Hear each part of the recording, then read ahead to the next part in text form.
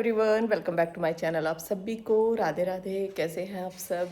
उम्मीद करती हूँ कि आप सभी बहुत अच्छे होंगे। शाम का टाइम हो रहा है और अभी मैं जा रही थी किचन में बनाई मैंने आज हबी शकरकंदी बनाई है और रोज़ी को खिलाऊंगी थोड़ी सी। इसको शकरकंदी बहुत पसंद है और ये इस तरह से बनाई है गाइस। ये देखो, तवे पर रख के तब बनाई है स्टैंड पे। और यहाँ पे मैंने मटर निकाली हुई है, खाने में बनाऊंगी आज मटर पनीर। शाम को वैसे थोड़ा हल्का खाना बनाना चाहिए बट सुबह फिर थोड़ा जल्दी रहता है तो मैंने सोचा अभी बना लेती हूँ और सुबह को भी काम आ जाएगी। सर्दी में ये तो फ़ायदा होता है कि शाम की सब्ज़ी सुबह काम आ जाती है अगर बच जाती है तो। चलो, और हाँ, आज अभी मन्नू ने बनाया है बनाना शेक। और पता है, इसको ना थोड़ा थोड़ा काम देना मैंने स्टार्ट किया। ये कुछ भी नहीं करता है, मतलब ये देखिए, अगर ये पानी भी पी रहा है ना तो वो ग्लास भी वहीं पे रखा रहेगा। इसको मतलब थोड़ा सा भी जिम्मेदारियों का ये नहीं पता है कि हाँ कुछ थोड़ा बहुत तो बच्चों को भी करते रहना चाहिए, वो ठीक रहता है। अगर मम्मी यहाँ पे नहीं है तो तुम कुछ बना के खा तो सकते हो। मैगी देखो, इसको मैगी आती है बस बनानी, मैगी तो बना लेता है। तो यहाँ पे हमारा दूध बन रहा है और अभी शकरकंदी थोड़ा सा छिलके है उसी को खिलाऊंगी और थोड़ा सा मैं भी खाऊंगी। और आज इवनिंग का रूटीन मैं आपके साथ शेयर कर रही हूँ। आपके कमेंट होते हैं दीदी इवनिंग का भी थोड़ा बहुत कुछ शेयर करते रहा करो, और स्किन का भी थोड़ा सा शेयर करूँगी। इसके लिए भी आपके कमेंट हैं, स्किन केयर थोड़ा सा अपना जो रूटीन है वो शेयर करें। तो चलो करती हूँ, फटाफट से निपटाती हूँ काम। अभी टाइम हुआ है 4:30-5 बजे का। ये देखो रोजी कैसी बैठी है। रोजी, ओले ओले मेरा गुड्डा, क्या खाएगा? शकरकंदी, स्वीट पोटैटो खाएगी तू? है अभी तो क्या खाएगा? ठंडी लग रही है तो इसको मैंने ना नई टी शर्ट पहना रखी है। इसकी जैकेट जो है ना वो थोड़ी सी मोटी है। और अब देखना, देखो इसको शकरकंदी में दिखाऊंगी और ये कैसे करेगी। रोजू देखो, रोजी शकरकंदी खाएगी, ये खाएगी। अच्छा अच्छा अच्छा, यहाँ मैं बैठूंगी, नीचे बैठ। इधर चलो, इधर चलो, सिट। अभी नहीं, अभी सिट। गर्म है बेटा अभी बहुत, अभी तो बहुत गर्म है।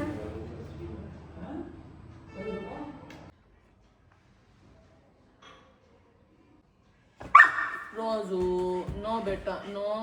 हाँ रुको रुको, अभी दूंगी अभी दूंगी, रुक जाओ। हाँ नो, एक बार थोड़ा सा अभी दूंगी। ठंडी हो जाने दे, गर्म हो रही है बहुत ज्यादा, तेरा मुंह जल जाएगा।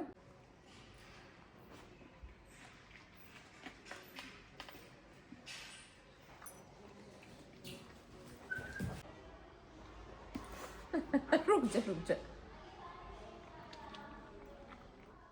तो गाइज़ यहाँ पे अब शकरकंदी खा के और उसके बाद लग गई अपने खाना बनाने की तैयारी में। खाने में जैसे मैं पनीर की सब्ज़ी बनाऊंगी तो यहाँ पे पनीर को काट के रखूँगी। और एक शकरकंदी ना हमें डेली खानी चाहिए। इसमें विटामिन ए होता है, सी होता है, B6 होता है, एंटीऑक्सीडेंट जो कि हमें स्ट्रेस से दूर रखती है, और सूजन की कोई प्रॉब्लम होती है ना उसमें भी ये बहुत मदद करती है। तो शकरकंदी खाना बहुत अच्छा होता है और हमारे डॉगी के लिए भी शकरकंदी बहुत अच्छी होती है।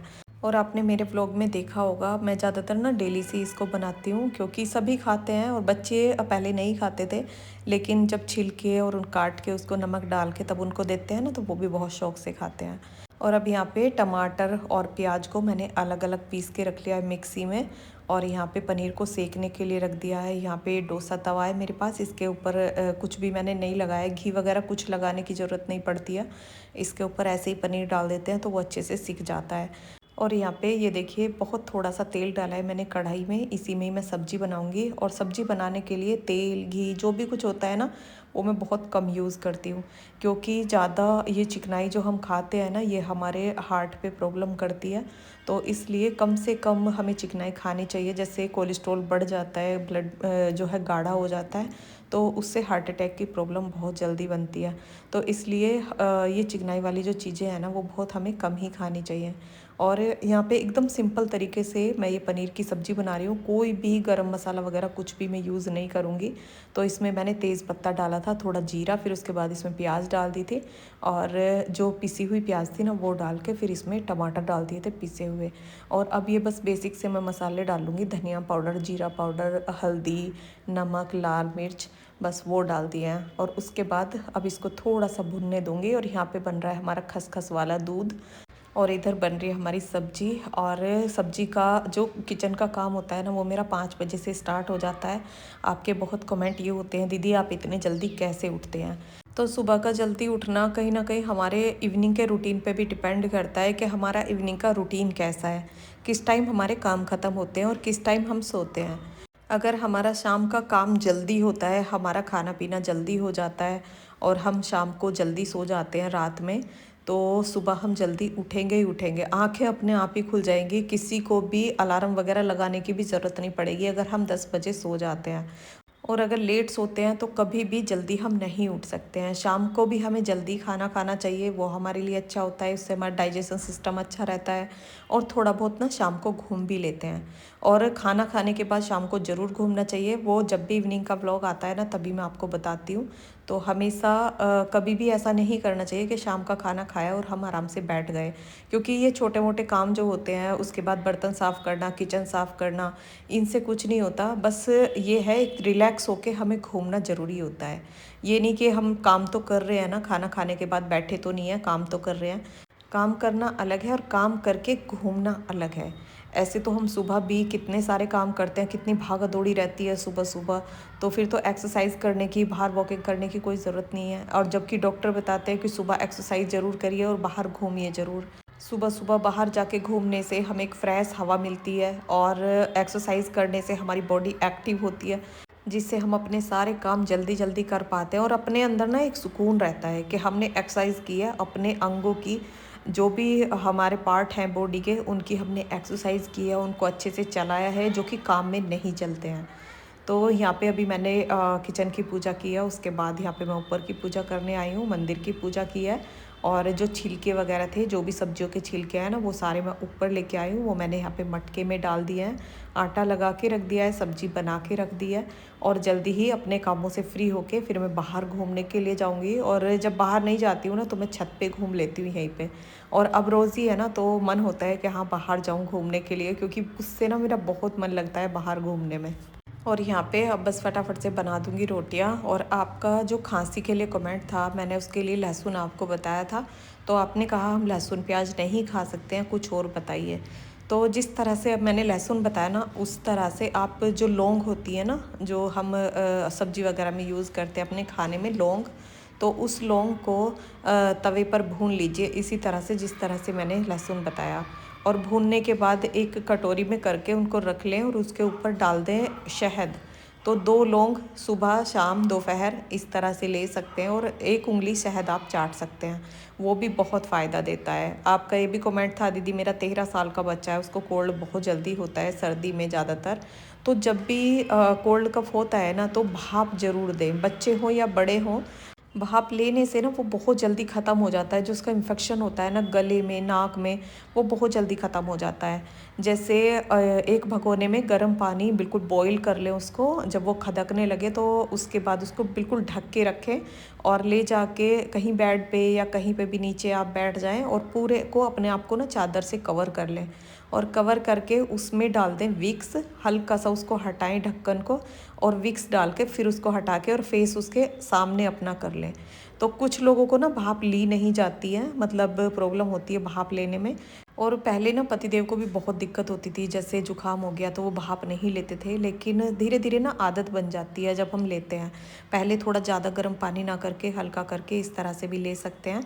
तो लेकिन लेना ज़रूर चाहिए, इससे बहुत जल्दी जुकाम ख़त्म हो जाता है। मैंने व्लॉग में भी दिखाया था बच्चों को देते हुए, और जिससे मुझे फ़ायदा होता है ना वो मैं आपके साथ शेयर करती रहती हूँ, और बहुत ही अच्छा है। और अब यहाँ पे खाना खाया मैंने, और मम्मी पहले किसी से बात कर रही थी फ़ोन पे, और सूर्य ने खाया, फिर उन्होंने खा लिया, मैंने भी खा लिया अपना खाना।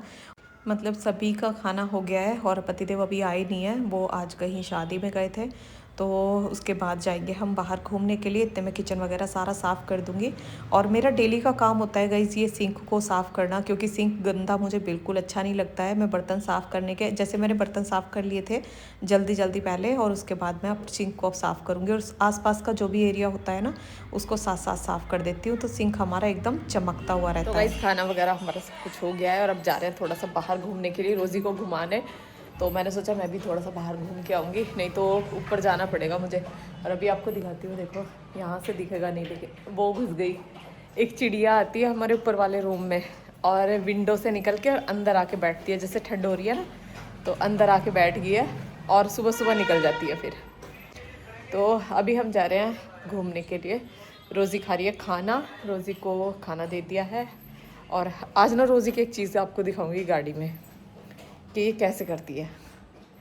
अगली सीट पे बैठ के आज दिखाऊंगी। और बहुत गुस्सा होती है, मतलब बहुत गुस्सा आता है इसे उस बात पे कि ऐसा तुझे क्यों बोल दिया। तो चलो अभी चलते हैं वहाँ। चलो घूमी करने जाना है मेरा बेटा।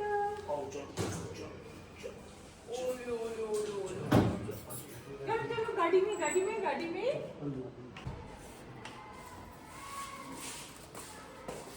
तो गाइस अब देखना रोज़ी को। अभी मैंने रोज़ी से बोली है कि पीछे आजा मेरे को। देखो अगले वाली सीट पे से ना पीछे आ नहीं सकती। बोलिए इसे बोलने की भी इतनी चिढ़ हो जाती है। जैसे बोलेगा ना पीछे आ जा। रोज़ी रोज़ी आजा आजा। ओ कितना गुस्सा आ रहा है, बिल्कुल भी।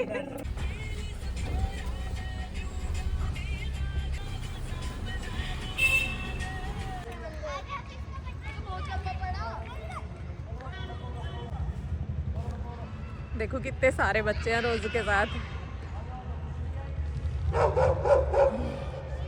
रोज़ी रोज़ी अरे मेरा बाबू देखो मोटी बहुत है। वो भी 2 साल की है, वो ये 6 महीने की। फिर 2 साल की हो जाएगी ना इससे कह रहा जब ये बड़ी 1-2 साल की हो जाएगी ना तो ये फ्रूट सब ये खाना थोड़ा कम कर देगी। बच्चे अब तो ये सब चीज़ खा रही है लेकिन फिर नहीं खाएगी। रोज़ी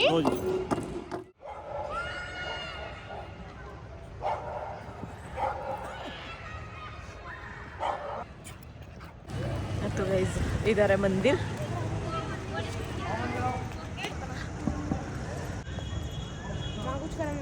ना कुछ ना करे।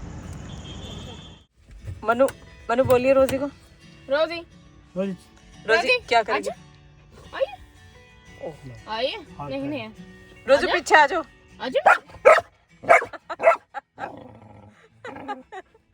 पीछे आ जा बेटा।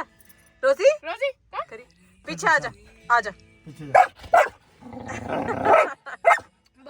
पीछे आने के तो नाम से भी तरह जाती है। अगर यूँ कहते रोज़ी पीछे आ जा तो सच में इतना वो होता है इसे कि मैं पीछे क्यों आ जाऊँ, मैं तो आगे बैठूंगी।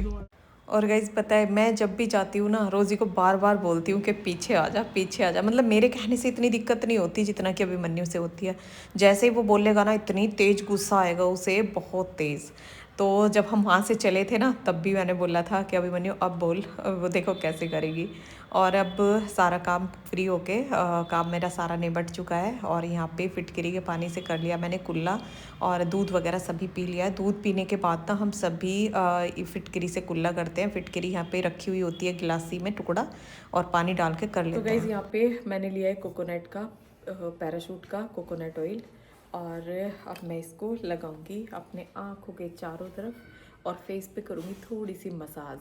जो कि कोकोनट ऑयल होता है ये हमारी स्किन को साफ़ करता है और इसको सर्दी में लगा लें तो बहुत अच्छा है, क्योंकि गर्मी में तो हम लगा नहीं सकते हैं ऑयल वगैरह और इससे फिर ऑयल हो जाता है पूरे फेस पे, क्योंकि गर्मी में पसीना आता है, लेकिन सर्दी में हम लगा सकते हैं। तो अभी उंगली पे थोड़ा सा मैंने लिया है, ये देखो इसको लिया है मैंने रिंग फिंगर पे, ये देखो। और इसको अब लगाऊंगी मैं यहाँ पे। और जिनको डार्क सर्कल है ना उनके लिए बहुत अच्छा है। और थोड़ा सा मैं यहाँ पे लगाऊंगी इसको अपनी चिन पे दोनों तरफ, ठीक है। तो अगर आपके फेस पे कोई भी ब्लैक मैश है तो आप इसको यूज़ कर सकते हैं। और अगर आप लेट के करेंगे ना तो बहुत अच्छी मसाज होगी, जैसे ऐसे करके ना, और फिर इसको करेंगे तो इस तरह से मसाज करिए अपने फेस की, आँखों के चारों तरफ। तो डार्क सर्कल ना 1 हफ्ते में ही आप देखेंगे कि बहुत असर आपको दिखाई देगा। डार्क सर्कल के ना बहुत सारे कमेंट आते हैं, स्किन केयर दीदी आप कैसे करते हैं, क्या करते हैं। तो बस यही छोटे छोटे से कुछ घरेलू टिप्स होते हैं जो कि मैं यूज़ करती हूँ। और ऐसा कुछ भी मार्केट से लाके ऐसा कुछ भी मैं नहीं लगाती हूँ। और जो मैंने फेस धुला है वो भी सिंपल पानी से धुला है। रात में हमेशा अपने फेस को ना हमें धुल के ही सोना चाहिए। तो इस तरह से आप मसाज करें। और मसाज ना हमारे फेस के लिए बहुत ज़रूरी होती है। फेस के लिए क्या, बालों के लिए, बालों में मसाज करना वो सब अच्छा रहता है, ब्लड सर्कुलेशन होता है, तो उससे हमारे बाल भी अच्छे रहते हैं। और जो मैंने यहाँ पे लगाया था ना, इसको इस तरह से अपोजिट साइड लेना है ताकि हमारे पोर्स के अंदर जा सके। और अभी ना मैं थोड़ा सा और लूँगी जो कि अपने फोरहेड पे लगाऊंगी, यहाँ पे, और थोड़ा सा और यहाँ पे लगाऊंगी क्योंकि मेरा हाथ ना कुछ सूखा चल रहा है। ऑयल आते हैं फेस की मसाज के, लेकिन उनको ना लाके अगर हम कोकोनट ऑयल से करें तो भी बहुत अच्छा रहता है। और कोकोनट ऑयल ज़्यादातर सभी के घर में होता ही है, गोले का तेल। तो मैं तो बहुत इसको यूज़ करती हूँ, जैसे रोज़ी की मालिश भी इससे ही करती हूँ मैं। तो इस तरह से मसाज करनी है, पूरे फेस पे भी कर सकते हैं, लेकिन मेरी स्किन ना ऑयली है, मतलब ड्राई नहीं है। और जो मैंने मॉइस्चराइज़र बनाया ना उससे भी आप इस तरह से मसाज कर सकते हैं अगर आपकी फेस वो स्किन ऑयली है तो।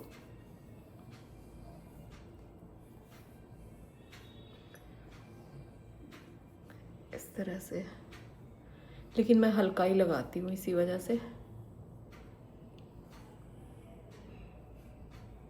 और डेली ना मुझे लगाने की कोई ज़रूरत भी नहीं होती क्योंकि मुझे ना डार्क सर्कल नहीं है, जो कि नीचे काले घेरे हो जाते हैं, वो बहुत बुरे लगते हैं। डार्क जो हो जाते हैं वो मुझे है नहीं, बट मैं आपको बता रही हूँ कि इस तरह से अगर आप यूज़ करेंगे तो 1 हफ्ते में ही असर देखेंगे। तो ऐसे कीजिए मसाज। और अब फेस की मसाज तो हो गई है कोकोनट ऑयल से। और ये वाला जो ऑयल है ये वो है जो कि मैंने आंवला ऑयल बना के रखा हुआ है, आपके साथ पहले शेयर किया था। और अब ये मेरा ख़त्म हो गया है, आज मतलब लास्ट है, उतना ही बचा हुआ है कि जिससे मेरी आज मसाज हो जाएगी बालों की। और बालों की मालिश करके और सुबह में बालों को धुलूँगी। और ये देखिए बिल्कुल ख़त्म ही हो गया है, डब्बा बिल्कुल साफ़ है। और बालों में मसाज करना इसलिए बहुत ज़रूरी होता है, ब्लड सर्कुलेशन होता है, इससे हमारे बाल बहुत अच्छे रहते हैं। और जो ड्राइनेस हो जाती है ना सर्दी में, बालों में बहुत ज़्यादा ड्राई हो जाते हैं बाल, तो बालों में मसाज ज़रूर करें। गर्मी में तो चलो एक बार चल जाता है, लेकिन सर्दी में बाल धुलने से पहले या तो 2 घंटा पहले कर लें और रात में कर लें तो बहुत ही अच्छा है। तो यहाँ पे मसाज हो गई है और ये बना लिया मैंने अपना जूड़ा। और इसके बाद ना सर पे दुपट्टा वगैरह लगा लेते हैं, या बेड पे जैसे तकिए पे सर रखते हैं ना तो उस पे कपड़ा डाल लें ताकि हमारी चादर वगैरह कुछ भी चिकना ना हो, क्योंकि बहुत सारा तेल लगा के तब मैं मसाज करती हूँ। और जो मैंने घर पे मॉइस्चराइज़र बनाया ना वो हाथों पे लगाया है, और वो आपके साथ शेयर किया था गाइज़, बहुत अच्छा है, उसको यूज़ करके देखिए। और उसमें ना ज़्यादा ग्लिसरीन नहीं डालनी है, ग्लिसरीन और गुलाब जल, नींबू का रस, सारी चीज़ें ना बराबर मात्रा में लेनी है। और इसको रात में ही लगाना है, रात में अपने हाथों पे इस तरह से मसाज करिए। तो गाइज़ यही रहता है मेरा थोड़ा सा स्किन केयर। अभी मैंने जैसे कोकोनट ऑयल लगाया है, हाथों पे मॉइस्चराइज़र लगाया है, बालों में तेल की मालिश की है। तो इसी तरह से बस होममेड थोड़ा सा बहुत कुछ मैं करती रहती हूँ। और जैसे आप बोल रहे थे ना कि हमारा जो ये मॉइस्चराइज़र है जो हमने बनाया है, इसमें ना चिप ज़्यादा रहती है, तो आपने उसमें ना ग्लिसरीन ज़्यादा डाल रखी है। जो सारी चीज़ें हैं ना, सारी चीज़ों को ना बराबर मात्रा में मिला के डालो, नींबू का रस भी और गुलाब जल भी, तो फिर वो चिपचिप नहीं होगा। क्योंकि ग्लिसरीन ज़्यादा होगी तो ही वो चिपचिप होगा, क्योंकि ग्लिसरीन जो है वो चिपचिपी होती है। तो अभी बस अब बालों पे एक कपड़ा लगा लूँगी, एक दुपट्टा, और जिससे कि हमारी बेडशीट वगैरह चिकनी ना हो, और सुबह मुझे बाल धुलने हैं। तो कुछ इसी तरह से होता है मेरा रूटीन। और ये व्लॉग आपको कैसा लगा कमेंट करके बताना। वीडियो पसंद आया हो तो वीडियो को like share subscribe and comment जरूर करना। मिलते हैं फिर एक नए व्लॉग के साथ, तब तक के लिए राधे राधे, गुड नाइट।